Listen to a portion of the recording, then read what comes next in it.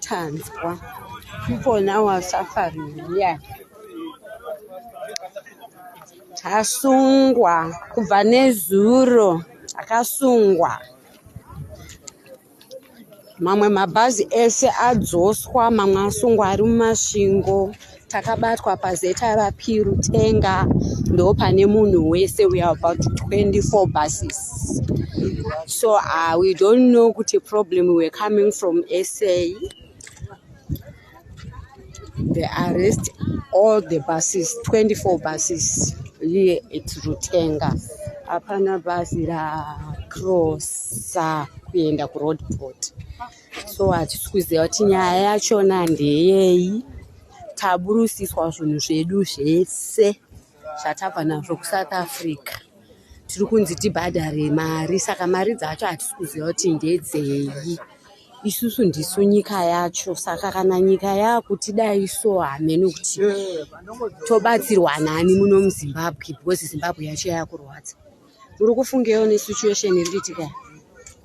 Situation yakatooma, kungoti bedzi vanhu hatinzwisisi, but nyaya iripo yakaoma.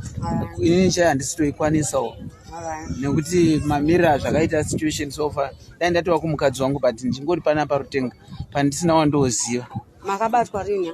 Takabatwa muswe Saturday manheru, kuma 10 dzemanheru. Tikarara pano tichirumwa nemosquito.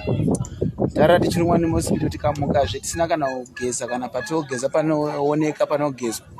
Tikaswerazve tisina kugeza, ndo rimwe dambudziko. Alright. Adriver muri kufunge nesituation iyi?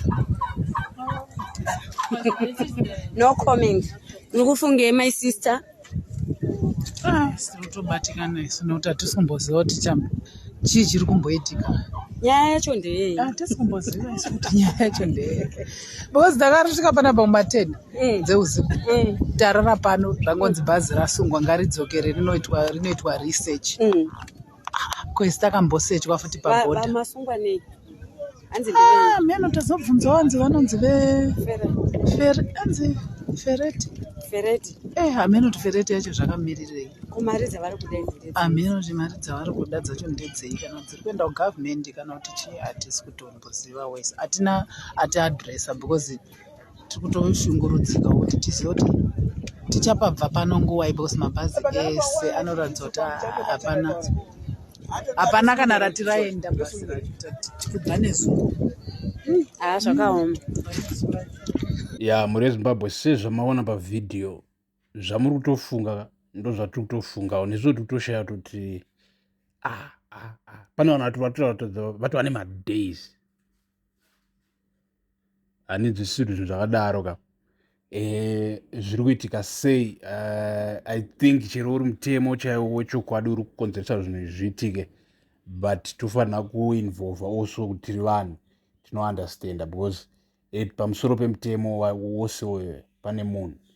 So kuita madays mabhazi akabatwa sezvizvi hamafanisi.